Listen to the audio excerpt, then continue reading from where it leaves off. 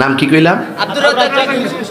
তো সে যত নামাজের কথা কোক, বুহ বান্দার কথা কোক, কইতাছি বুহ বান্দার কথা কোক, হাত ছাইরা কোক, পাও ফাঁক কইরা কোক, তার লগে মূলত দ্বন্দ্ব আমল নিয়া না, তার লগে দ্বন্দ্ব ইমান নিয়া।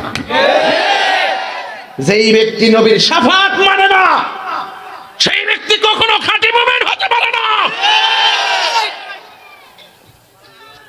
কথা বলেন। আমরা দেশের কিছু লোক, এর নাম হলো আহলে কবিস। নাম কি? আমরা এলাকাতে কিছু ঢুকছে, এরা বাইরে বছরে একবার তারাবির নামাজের সময়, তারাবি মিলে 8 রাকাত।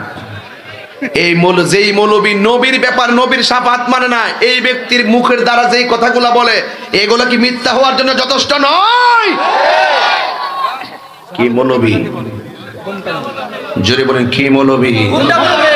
তাহলে আমার নবী সুপারিশ করার ক্ষমতা আছে না নাই?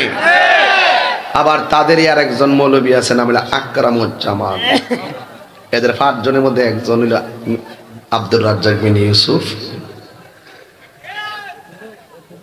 আর একটা হলো আকরামুজ্জামান। আকরামুজ্জামান বলতেছে, যে ব্যক্তি বলবে নবী জিন্দা, আমি জিন্দা নবীরে তালাক দিলাম।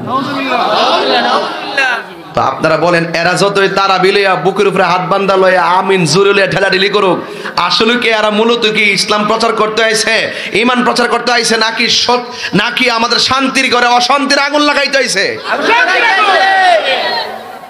নিঃসন্দেহে ওরা ইসরায়েলের ট্যাবলেট খাইছে।